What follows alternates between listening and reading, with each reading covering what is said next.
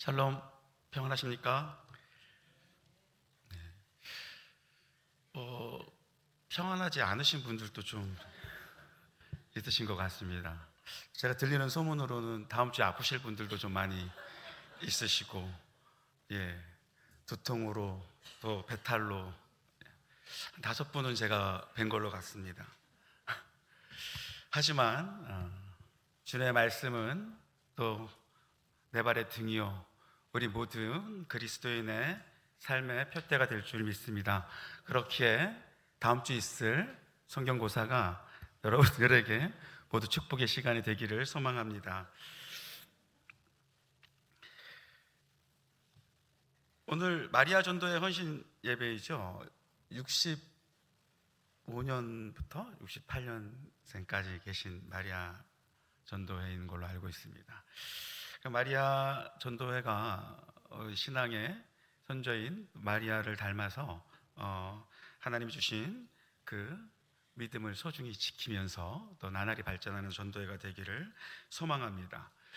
혹시 여러분 그 성경에 등장하는 마리아가 몇 명이나 되시는지 아십니까? 제가 혹시 또 실수할지 몰라서 우리 마리아 전도회의 마리아는 성경에 수많은 마리아 중에 어떤 마리아인가 싶어서 제가 지난주에 담임 목사님한테 가서 여쭤봤습니다. 마르다 동생 마리아 맞죠? 하고 여쭤봤습니다. 그랬더니 담임 목사님께서 마르다 동생 마리아라고 말씀을 해주셨습니다. 근데 문득 생각해 보니까 마리아가 굉장히 많더란 말이죠. 그래서 성경에 어떤 마리아들이 있는지 제가 한번 이렇게 쭉 찾아봤습니다. 그랬더니 제가 찾은 것만 해도 6명, 7명 정도 되는 것 같습니다. 마리아라는 이름은 원래 히브리어 미디안에서 온 헬라어 음차라고 합니다. 그래서 엄밀히 얘기하면 그리스 이제 히브리 말을 그리스어로 옮겨놓은 말이라고 합니다. 근데 혹시 그 마리아가 어떤 마리아들 있는지 6명 제가 찾아봤는데 혹시 아십니까? 첫 번째는 예수님입니다. 이분은 다들 아시는 분이잖아요, 그렇죠? 처녀의 몸으로 말씀으로 우리 예수님을 잉태하시고, 사실 우리가 이제 이렇게 얘기만 들으면 그래도 늘 일상 우리가 성경을 보지만 생각해 보면 우리 예수님 어머니신 마리아의 그 결단과 또 그 신앙은 정말로 대단한 것 같습니다. 처녀의 몸으로 임신해서 산다는 것이 오늘날 사회에서도 굉장히 눈총받고 그런 일인데, 그 옛날에 그 가부장 제 시절에 있었던 그 시절에 말씀 하나에 의지해서 예수님을 잉태하고, 그리고 그 받을 수 있는 그 수많은 눈총과 그런 어려움들을 그냥 아랑곳하지 않고 자기에게 주어진 말씀의 운명을 지켜냈다라는 건 정말 대단한 것 같습니다. 또 어떤 마리아가 기억나십니까? 막달라 마리아도 굉장히 유명하죠. 7 귀신 들려 있던 그 상황에 예수님을 만나고, 그리고 또 그 귀신을 쫓아내고, 그리고 그것에 감격해서 이분은 또 일평생 예수님을 따라다니며 예수님의 사역을 뒤에서 뒷받침하셨던 그런 분입니다.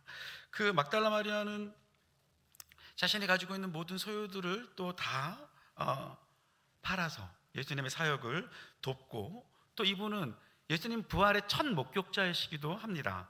또 십자가에 못 박히신 예수님을 위해서 다른 분들, 막달라 마리아, 또 야고보의 어머니도 마리아인 거 아십니까? 야고보의 어머니도 마리아입니다. 그 마리아와 또 살로메 3분이 돌아가신 예수님을 위해서 향유를 준비하시기도 하셨던 분이죠. 어쨌거나 예수님을 만나고 그녀의 삶은 완전히 바뀌게 됩니다. 다른 삶을 살게 되는 것이죠. 3번째 마리아는 지금 제가 말씀드렸던 것처럼 야고보와 요셉의 어머니 마리아가 있습니다. 이분들도 역시 예수님의 십자가의 현장에 함께 있었고 그것을 목격하고 또 같이 예수님의 죽음을 아파했던 그런 분들입니다. 자, 이제 슬슬 이제 3명 나왔습니다. 또 이제 뭐 혹시 기억나시는 마리아 있으십니까? 네, 마르다 동생 오늘 우리가 이제 얘기할 거니까 그분은 좀 제쳐 놓으시고요. 좀 이따 하시고요. 또 누가 있겠습니까? 그죠? 예. 성경 공부하시느라고 요즘 바쁘실 겁니다. 아마. 예, 그러신 것 같습니다. 자, 마가 요한의 어머니 마리아가 있습니다. 예. 이분은 어떤 분이냐면 헤롯이 예수님이 돌아가시고 이제 부활하시고 승천하신 다음에 헤롯이 기독교인들을 막 박해할 적에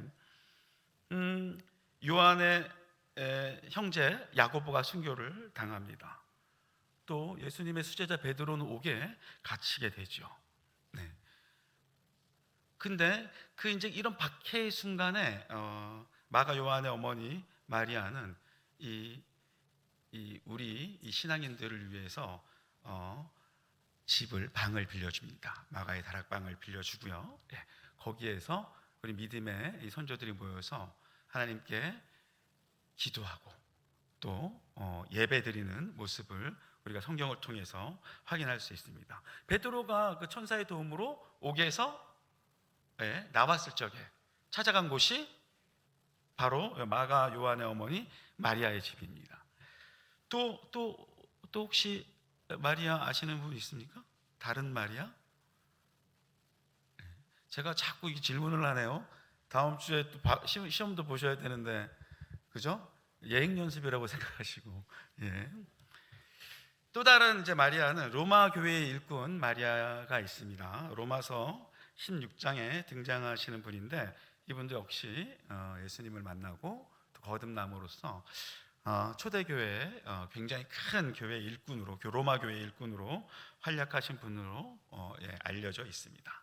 그리고 오늘 우리가 찾아본 베다니의 마리아가 있습니다. 이분은 뭘로 유명하십니까? 오늘 본 것처럼 예수님의 발에 향유를 붓고 예수님의 장례를 준비하셨던 분이죠. 나사로와 마르다의 동생이면서 또 너무 열심히 예수님의 말씀을 사랑했기 때문에 언니 마르다의 질투를 받은 분이기도 합니다. 이렇게 제가 이제 또 다른 분도 있긴 하더라고요. 있긴 한데 별로 이렇게 성경에 나와 있는 부분이 많지 않아서 이제 이렇게 확실하게 드러나 있는 분만 제가 이렇게 6분을 여러분들에게 소개해드렸습니다.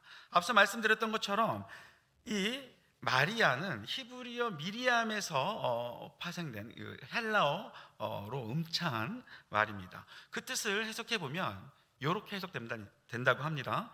사랑받는, 높여진, 혹은 바다의 별, 이렇게 해석이 가능하다고 합니다. 그래서 중요한 건 이 6명의 마리아를 제가 이렇게 돌아보면서 공통점이 뭐가 있다라는 생각을 했습니다. 그들은 자신의 모든 것을 버리고 예수 그리스도를 만나는 순간부터 그들의 삶이 완전히 바뀌었다는 것이죠. 자신의 목숨보다 예수님의 뜻을 더 중요한 가치로 삼고 실천하는 그리스도인의 삶을 살았던 본이 되는 사람들이라는 것입니다. 그들은 예수님을 만나고 구분된 삶을 드렸고 심지어 예수님의 십자가에 달리시는 비극적이고 절망적인 상황 속에서도 예수님을 향한 자신의 그 마음을, 그 믿음을 돌이키지 않았다라는 공통점을 가지고 있습니다. 이들은 정말 마리아라는 이름에 걸맞게 살았고 그렇게 예수님께 칭찬받았고 또 그들의 믿음은 성도들에게 존경받고 높여진 이름으로 우리에게 오늘날까지 남아있게 된 것입니다. 오늘 현신 예배를 드리는 마리아 전도회 회원님들과 우리 모든 성도님들 역시 이 혼란한 세상 속에서 오직 예수 그리스도의 십자가의 보혈을 의지해 하나님 보시기에 합당하신 마리아와 같은 삶을 사심으로 하나님의 사랑받는 또 높임을 받는 전도회가 되시기를 소망합니다. 자, 이제 본격적으로 본문에 등장하는 베다니 마리아에 대해 좀 더 살펴보고자 합니다. 제가 이 본문을 선택한 이유는 여러분들 이미 다 알고 계시는 에피소드이지만, 역시 마리아의 헌신이 가지는 오늘날의 우리에게 주어지는 의미가 어떠한지 살펴보는 게 또 우리에게도 의미 있는 시간이라는 생각이 들어서입니다. 마리아의 향유 사건이 가지는 의미와 그것이 오늘을 사는 우리에게 주는 교훈이 무엇인지를 중심으로 살펴보고자 합니다. 그러기 위해 먼저 오늘 이 일화의 상황을 좀 더 구체적으로 살펴보고 여기에 등장하는 사람들을 면면히 관찰해 보고자 합니다. 먼저 오늘 본문 12장 1절부터 3절까지를 우리 다 같이 한번 읽어보도록 하겠습니다. 시작. 유월절 엿새 전에 예수께서 베다니에게 이르시니 이곳은 예수께서 죽은 자 가운데서 살리신 나사로가 있는 곳이라. 거기서 예수를 위하여 잔치할새 마르다는 일을 하고 나사로는 예수와 함께 앉은 자 중에 있더라. 마리아는 지극히 비싼 향유 곧 순전한 나드 한 근을 가져다가 예수의 발에 붓고 자기 머리털로 그의 발을 닦으니 향유 냄새가 집에 가득하더라. 아멘. 이 장면은 너무나 유명해서 성도님들 대부분이 알고 계시는 장면일 것입니다. 엄청 비싼 향유를 그냥 단박에 그냥 날려서 예수님의 발에 붓고 머리털로 발을 닦는 사건이죠. 사실 아깝잖아요, 그죠? 안 아까우십니까? 저는 맨 처음에 아까웠습니다. 지금은 안 아깝습니다. 예전에 아까웠습니다. 자, 그래서 이제 사실 일반적으로 생각해 보면 저거 보통 이제 한 데나리온이 하루 일당이라고 알려져 있지 않습니까? 그 300데나리온이면 300일 일당이고 오늘날로 치면 연봉 아닙니까? 연봉. 그죠? 여러분들의 연봉이 어떻게 되시는지 모르겠지만 아무튼 연봉이면 굉장히 큰 돈인 거는 확실한 것 같습니다. 근데 이거를 단박에 깨트려서 예수님의 발에 붓고 그 한 번에 다 날려보낸 겁니다. 근데 이 장면을 이제 딱 보고 반응을 하는 사람이 있죠. 오늘 말씀에 누가 반응합니까? 가룟 유다가 반응합니다. 그래서 그 다음 구절을 보면 가룟 유다가 이제 이 마리아의 행동에 대해서 얘기하고 있습니다. 근데 그거 혹시 아십니까? 이 장면을 똑같은 사건을 복음서의 다른 부분에서는 어떻게 다루고 있는지 우리가 좀 한번 같이 살펴보고자 합니다. 먼저 오늘 말씀 보겠습니다. 요한복음 12장 4절 5절 한번 같이 보겠습니다. 자, 제가 한번 읽어드리겠습니다. 제자 중 하나로서 예수를 잡아줄 가롯 유다가 말하되 이 향유를 어찌하여 300데나리온에 팔아 가난한 자들에게 주지 아니하였느냐 하니, 요한복음 이렇게 얘기하고 있습니다. 그리고 마태복음 26장 8절 9절입니다. 이건 우리 또 같이 한번 읽어볼까요? 시작. 제자들이 보고 분개하여 이르되 무슨 의도로 이것을 허비하느냐? 이것을 비싼 값에 팔아 가난한 자들에게 줄 수 있었겠도다 하거늘. 여기는 가룟 유다가 안 나와요, 그렇죠? 제자들이라는 표현이 나옵니다. 마가복음 14장 4절 5절은 또 어떻게 얘기하고 있는지 우리 다 같이 한번 보도록 하겠습니다. 자, 다 같이 한번 읽어볼까요? 시작. 어떤 사람들이 화를 내어 서로 말하되 어찌하여 이 향유를 허비하는가? 이 향유를 300데나리온 이상에 팔아 가난한 자들에게 줄 수 있었겠도다 하며 그 여자를 책망하는지라. 여기는 또 어떤 사람들이라고 얘기하고 있습니다. 그죠? 요한복음만 딱 찍어서 가룟 유다라고 얘기하고 있네요. 그럼 우리가 이 장면들을 보면서 가룟 유다가 마리아에게 한 이 말은 비단 가룟 유다에만 마리아에게 한 얘기가 아니라 가룟 유다로 대표되는 불신앙자들의 얘기, 즉 우리와 다른 일반인들이 그 장면을 보고 평가한 말이라고 생각할 수 있을 겁니다. 그렇죠? 그러니까 우리가 지금 언뜻 보기에 가룟 유다니까 뭐 예수님 팔아먹은 사람이니까 저렇게 얘기했나 보다 라고 얘기하지만, 사실 가룟 유다의 시선은 어쩌면 우리 모두의 일반적인 시선이 아니었나 라는 생각이 듭니다. 예. 같은 사건을 서술하는 사람들이 서로 다르게 말하고 있지만 이건 역시 그 안에 담겨있는 의미가 우리 모두가 이 장면을 그렇게, 일반적인 사람들은 다 그 장면을 그렇게 바라보고 있다라는 것이죠.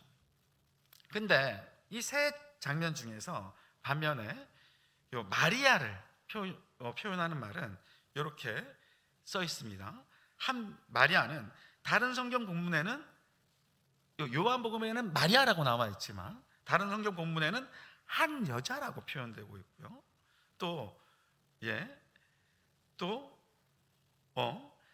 이런 그 한 여자, 그러니까 마리아라고 구체적으로 표현되어 있지 않아요. 그러니까 마리아는, 그러니까 향유를 깨서 하나님의 머리털을 자신의 머리털 하나님을, 예수님 그리스도의 발을 닦은 사람은 한 여자로 표현되어 있지만 다른 곳에선, 여기서는 마리아로 표현되어 있다는 것입니다. 그런 의미로 봤을 적에 마리아는 예수 그리스도를 알고 또 예수 그리스도를 믿는 신앙인의 대표되는 사람으로서 우리에게 성경에 기록되어 있는 것이 아닌가 생각해 봅니다. 묘하게 대립되고 있습니다. 세상 사람들을 대표하는 가룟 유다와 그리스도인의 참 모습을 대표하는 마리아의 모습으로 이렇게 서로 대조되어서 성경에 기록되고 있다는 것입니다. 이런 사실을 기반으로 오늘 말씀에 등장하는 세상 사람들을 대표하는, 불신자를 대표하는 가룟 유다와 신앙인을 대표하는 마리아를 중심으로 이 사건을 살펴보고자 합니다. 먼저 마태, 마가에서 제자로 혹은 어떤 사람들로 서술되어 있는, 또 혹은 요한복음에서는 가룟 유다로 등장하는 인물의 특징을 살펴보면서 우리의 모습을 한번 돌아보고자 합니다. 그는 일반인들이 보기에는 마리아에게 매우 상식적인 말을 하는 듯 합니다. 아니, 그 귀한 그 향유를 그렇게 한 방에 써버리면 어떻게 하냐, 그것을 통해서 더 합리적으로 이 돈을 합리적으로 쓰고 그 가난하고 불쌍한 사람들을 위해서 쓰면 더 좋지 않겠냐라고 얘기하고 있습니다. 가만히 보면 일견 일리가 있어 보입니다. 예수님은 이 세상에 하나님의 사랑을 실천하러 오셨고, 실제로 세상에서 소외받는 사람들을 부르시고 치료하시고 구원하신 분이십니다. 오늘 아침 그 말씀에서도 알 수 있듯이 예수님은 세리를 찾아다니셨고 세상에서 소외받은 사람들을 찾아다니셨습니다. 그리고 그들을 구원하셨습니다. 죄인들을 구원하러 오신 분입니다. 그런 그분의 뜻을 이어받아서 가난한 자들을 돕자는 가룟 유다의 생각은 매우 상식적으로 보이기까지 합니다. 귀한 재산을 더 효율적으로 쓰자, 이성적인 방식으로 사용한다면 더 가치 있게 이 돈을 쓸 수 있지 않겠느냐라고 말하고 있는 것이죠. 그런데 우리는 여기서 조금만 더 한번 생각을 해보면 이 얘기가 정말 자신이 얘기하는 것처럼 그런 소외되고 가난한 사람들을 위해서 이 사람이, 가룟 유다가 얘기하고 있는지를 우리가 한번 조금만 더 생각해 보면 이 이야기가 얼마나 허황된 얘기인지를 우리가 금방 알아차릴 수 있습니다. 왜 그러냐고요? 가룟 유다가 이 향유와 무슨 관계가 있습니까? 마리아가 이 향유를 살 적에 그가 도대체 어떤 공로를 가지고 있습니까? 마리아가 자신의 향유를 깨서 예수 그리스도의 발을 닦을 적에 그 향유에 가룟 유다는 그 사건에 대해서 가룟 유다가 얘기할 수 있는 어떤 자격이 있냐는 말입니다. 마리아가 이 향유를 사는데 그는 어떠한 공헌도 하지 않았습니다. 이 향유를 어떻게 써야 할지는 가룟 유다나 혹은 그 타인이 관여할 일 자체가 아닙니다.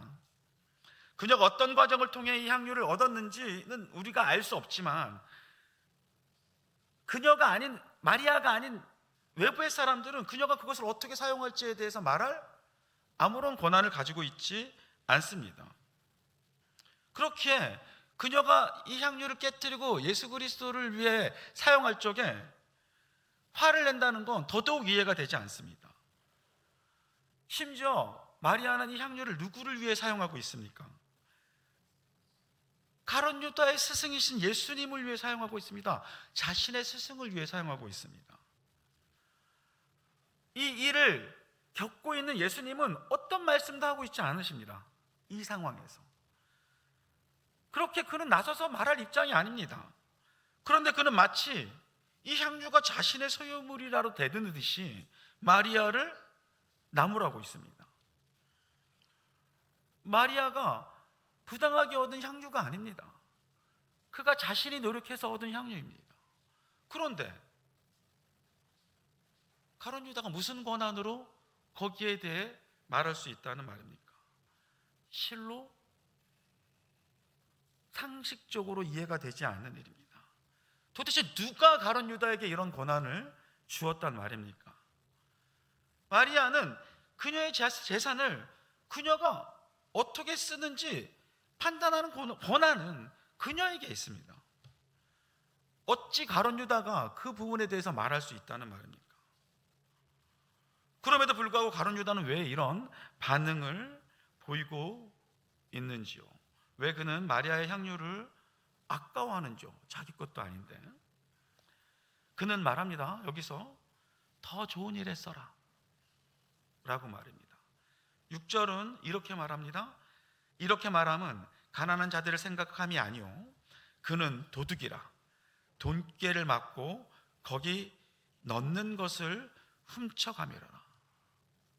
성경은 가룟 유다의 이런 태도를 뭐라고 평가하고 있습니까? 그는 도둑이다라고 평가하고 있습니다.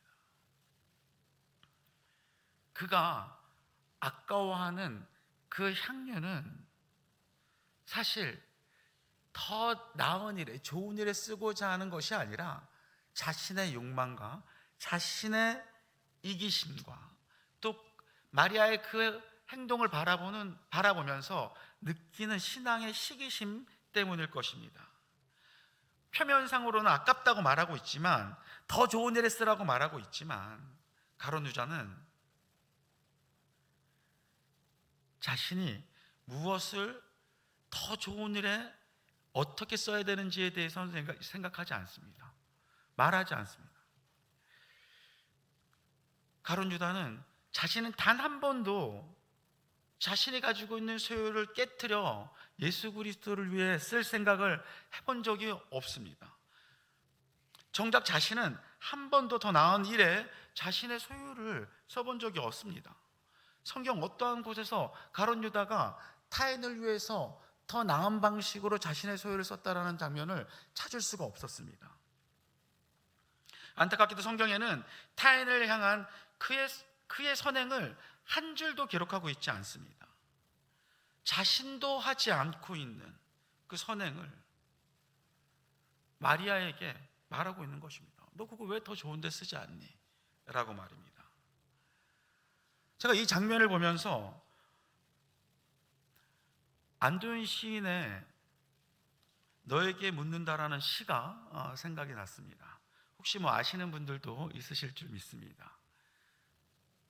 두 개의 행으로밖에 구성되지 않은 시인데요, 다들 아시죠? 연탄재 함부로 차지 마라.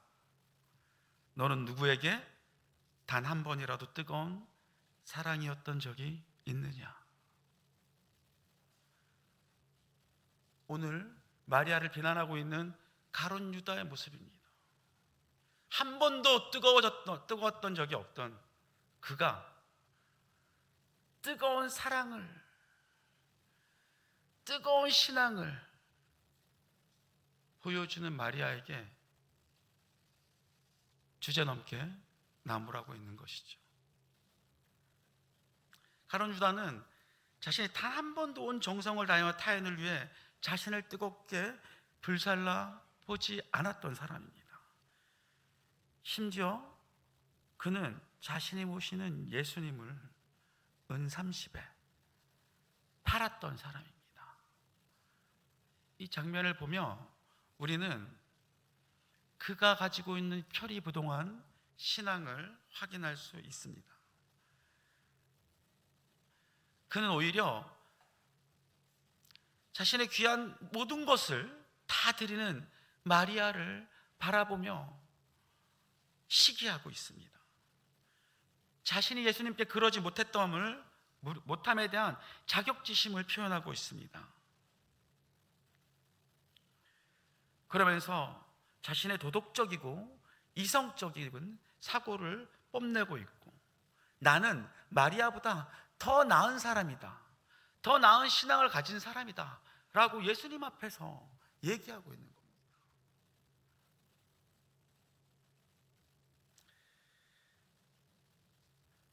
가난한 자를 생각하는 나를 예수님 보십시오.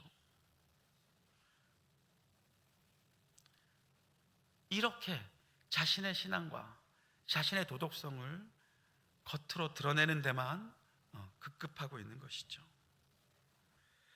제자인 자신보다 예수님께 향유를 드리니 마리아가 더 귀하게 여겨질 것에 대한 시기심과 자신의 도덕성을 자랑하기 위해 자신의 허영심을 드러내고 있는 겁니다. 그는 한치도 되지 않는 이 자존심을 예수님 앞에서 보이고 있는 것입니다. 이런 가룟 유다의 모습을 보면서 저는 제 자신을 한번 돌아보았습니다. 부끄럽게도 저 역시 삶의 수많은 순간순간 속에서 시기심에 눈이 멀어 다른 사람을 시기했던 경험이 있습니다. 누가 더 신앙인으로서 더 나은 신앙들을 보여주면 그것을 바라보고 내가 본으로 삼고 나의 신앙의 표대로 삼고 나아가는 것이 아니라 그들의 그 아름다운 신앙을 바라보며 나도 저런 위치에 있으면 저 정도는 할 수 있을 거야, 했을 거야 라고 생각했던 적이 한두 번이 아니었었습니다. 고백하건대 지난 저의 삶을 돌아보면 수많은 시기심과 질투로 똘똘 뭉쳐 있었던 저 자신을 돌아보고 반성하고는 합니다. 우리의 신앙이 다른 신앙의 선조들과 또 더 나은 신앙을 가지고 있는 사람들을 보면서 시기하지 않는 신앙이 되기를 소망합니다. 축복하고 감사하고 또 그를 위해 기도하는 더 폭넓고 포용성 있는 그런 신앙인의 모습을 갖추기를 소망합니다. 성경에도 이런 시기하는 사람들이 많이 있습니다. 가인은 동생을 시기해서 살인을 했고요. 모세의 형 아론과 누이 미리암은 모세를 시기해서 나병에 걸렸었습니다. 요셉의 형들은 요셉을 시기해서 그의 동생을 애굽에 팔았고, 사울왕은 다윗을 시기해서 비참한 최후를 맞이했습니다. 이 외에도 성경은 우리에게 너무나 많은 이런 시기심으로 인해서 무너지는 신앙인들의 모습을 보여줍니다. 그렇게 여기 오늘 예배에 참여하는 저 성도 여러분 모두는 이런 시기심에 눈이 멀어서 우리의 신앙을 잃는 그런 어리석음에 빠지지 않기를 소망합니다. 서로 축복해주고 또 서로 보듬어주는 그런 신앙인이 되시기를 소망합니다. 자, 이제 이야기의 주인공인 마리아에 대해 한번 보고자 합니다.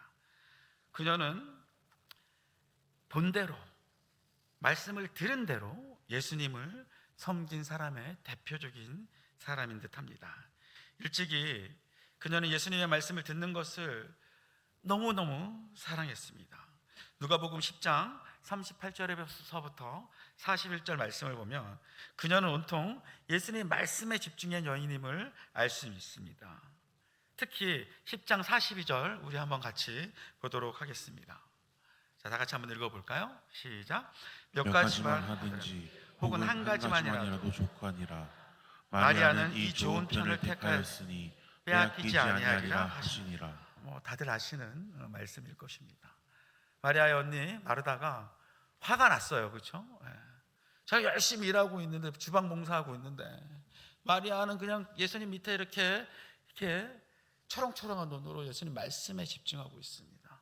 그래서 마르다가 화가 났잖아요. 그렇죠? 그래서 예수님에게 가서 얘기합니다. 내 동생은 일을 안 합니다. 그랬더니 예수님께서 이렇게 말씀하고 계십니다. 한 가지만 해라. 마리아는 좋은 편을 택하였다. 그렇게 빼앗기지 않을 것이다 라고 말씀하고 있는 것이죠. 우리는 이 장면만 보더라도 그녀가 얼마나 예수님의 말씀을 사모했는지를 알 수 있습니다. 그리고 그녀는 예수님의 말씀을 듣는 데서 그치지 않고 예수님의 말씀이 진리임을 확실히 믿고 있는 사람임에 분명했습니다.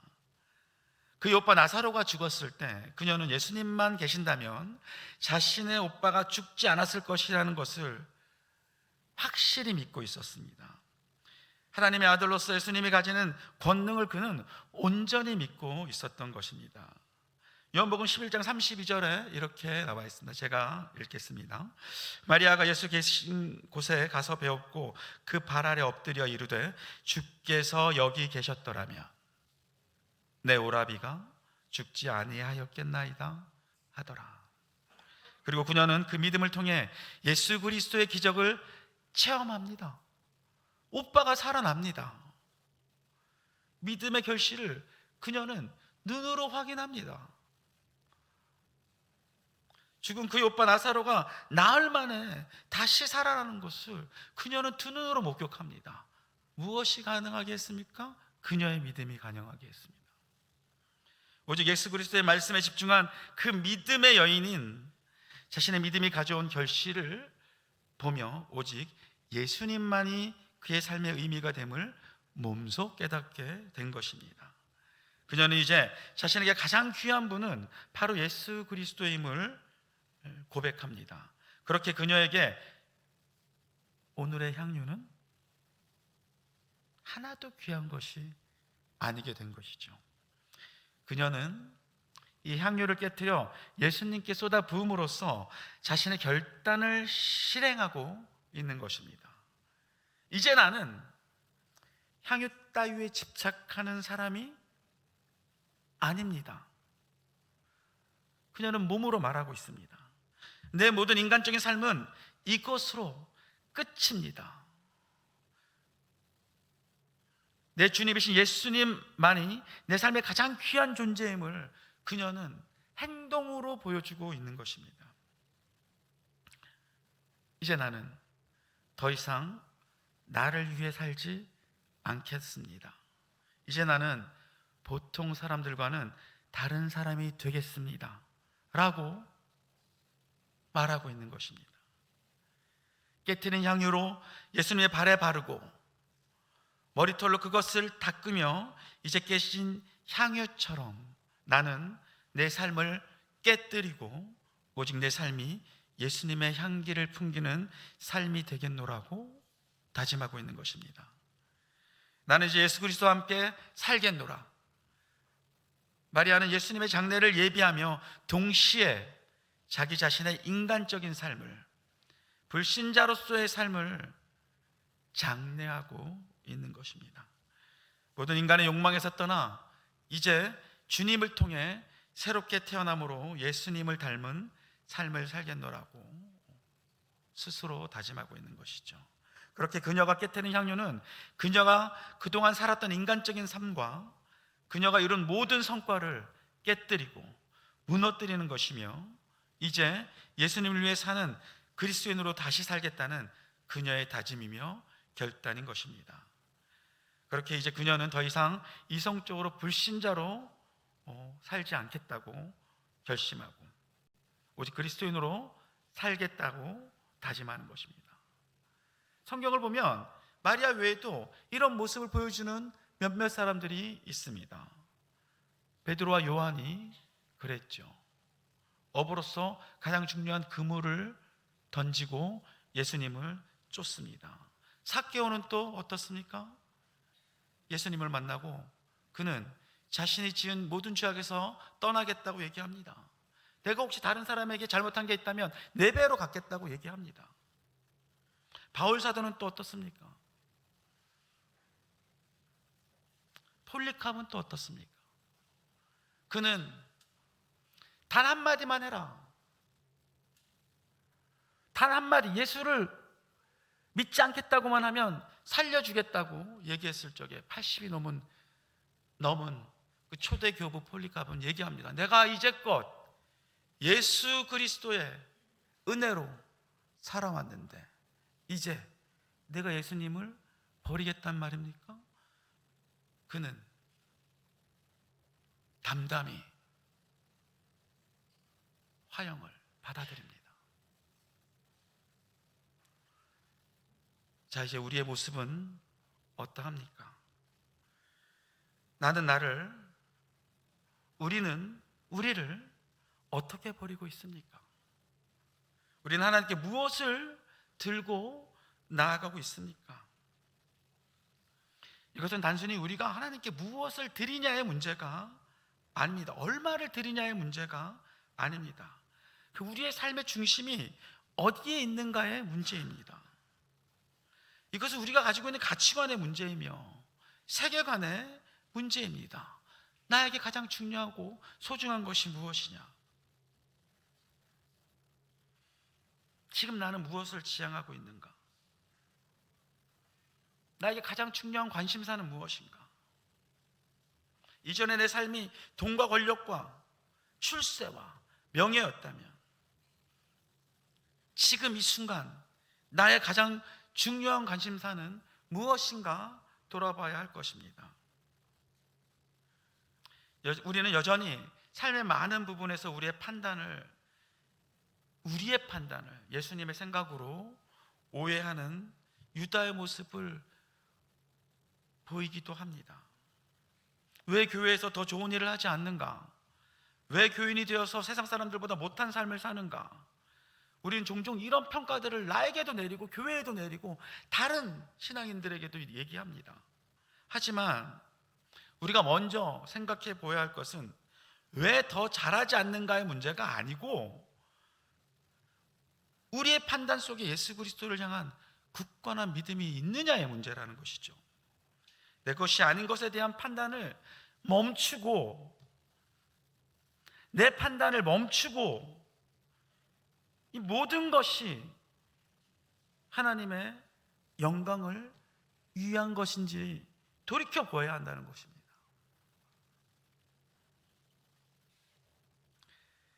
마복음 10장 17절 이하에 여러분들 다 아시는 부자 청년의 이야기가 나옵니다. 그 부자 청년은 가진 모든 것을 팔아 가난한 자를 주고 나를 따르라는 예수님의 말씀에 근심하며 그 자리를 떠납니다. 그는 율법도 잘 지켰던 사람입니다. 사회로부터 존경도 받았던 부자입니다. 하지만 그는 자신을 버리지 못했기에 예수님을 따르지 못했고 그렇게 구원의 길로 이르지 못했습니다. 우리의 모든 신앙이 무엇을 지향하고 있는지 돌아보아야 할 것입니다. 내 신앙이 나의 영광과 나의 믿음을 뽐내는 것이 되어서는 안 될 것입니다. 마리아는 향유를 깨 자신의 머리칼로 예수님의 발을 닦으며 그의 인간적 생각을 잘라냈습니다. 그녀는 예수님의 장례를 준비함과 동시에 불신자로서의 자신의 삶을 동시에 잘라내버렸습니다. 이제 그녀는 그리스도의 사람이 된 것이죠. 그리고 그녀는 자신이 깨트린 향유를 어떻게 쓰는 것이 가장 진정한 가치가 있는 것인지를 알았던 것입니다. 이제 말씀을 정리하고자 합니다. 마리아의 향유 사건을 질책하는 가룟 유다를 향해, 또 제자들을 향해, 사람들을 향해 예수님께서 오늘 말씀하십니다. 오늘 본문 12장 7절 8절 마지막 부분입니다. 제가 읽어드리겠습니다. 예수께서 이르시되 그를 가만두어 나의 장례할 날을 위하여 그것을 간직하게 하라. 가난한 자들은 항상 너희와 함께 있거니와 나는 항상 있지 아니하리라 하시니라. 그녀를 가만히 두라. 예수님께서 말씀하십니다. 가난한 자들은 항상 너희와 함께 있다. 그러나 나는 항상 있지 않다. 정말 너희들이 가난한 자들을 위한다면 그들은 너희 주변에 언제나 있었다. 하지만 기억해라. 나와 함께 있는 것이 그들과 함께 있는 것이다. 예수님께서 말씀하십니다. 나를 따르는 삶이 이 세상에 소외된 자들과 함께하는 삶인 것입니다. 예수님은 죄로 물든 세상의 죄인을 구원하러 오셨습니다. 그리고 죽음과 부활로 진정한 타인을 위한 구원을 이루셨습니다. 그런 진정한 사랑을 보여주신 분이 예수님입니다. 그런 예수님을 사랑하지 않는 사람이 정말 타인을 사랑할 수 있습니까? 예수님은 자신의 목숨을 던져 우리를 사랑하셨기 때문에 이보다 더 큰 사랑이 어디 있겠습니까? 1950년대 60년대 부흥사로 이름을 날리셨던 성결교회 재단의 이성봉 목사님이라는 분이 계십니다. 여러 가지 신앙적인 부분에서 우리에게 귀한 신앙적 교훈을 남겨줬던 분 중에 한 분입니다. 근데 그분은 일평생 다니면서 한 손을 꼭 이렇게 쥐고 다니셨다고 합니다. 언제나 이렇게 오른손. 그래서 하루는 주변에 있던 분들이 물어봤답니다. 목사님, 왜 한 손을 꼭 이렇게 쥐고 다니십니까? 그랬더니 이 목사님께서 이렇게 말씀하셨다고 합니다. 내가 붙잡고 있는 이 손은 언제나 예수 그리스도의 손을 붙잡겠다는 나의 의지요. 이 손에는 예수의 손이 말씀님의 손이 맞잡아 있습니다 라고 말했다고 합니다. 여러분들은 지금 오른손에 예수 그리스도의 손을 붙잡고 있으십니까?